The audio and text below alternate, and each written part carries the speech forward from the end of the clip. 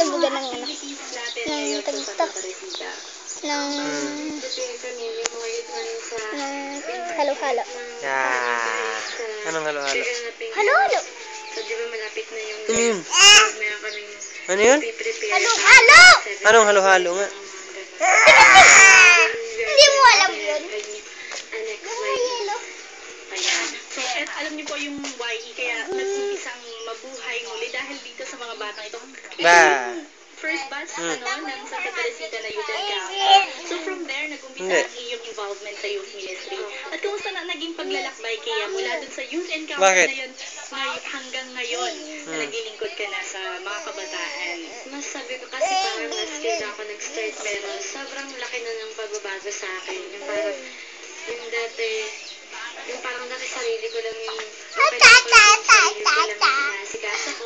Pero ngayon, mas gusto kong tumulong sa mga kabataan, lalo na kapag Sige, laruin mo, hindi para tumawa.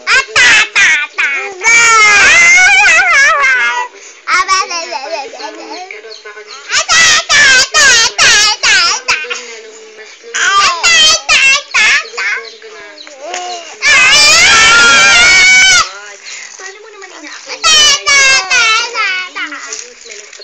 minister ngayon? Opo, medyo, syempre nag-iba po kasi graduate teacher ako.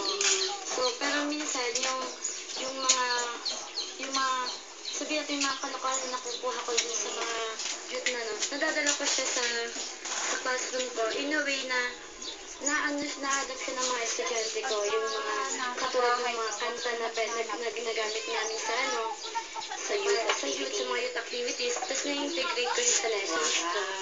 Tapos nilulutan siya ng mga bata ko, yung mga students ko. Ayan. So, batiin mo naman ang iyong mga estudyante. Sabi nila, bakit ngayon lang daw? Ba?